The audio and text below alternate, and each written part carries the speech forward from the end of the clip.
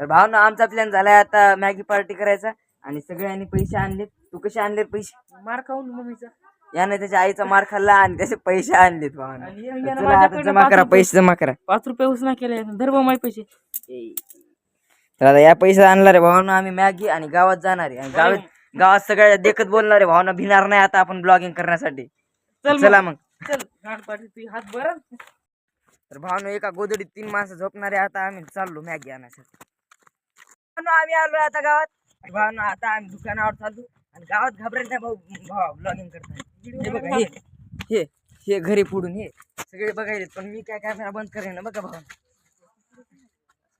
बघा भावना, बघा बघा कॅमेरा बंद करत नाही भावना. आपला चिल्लर पुढे पैसा.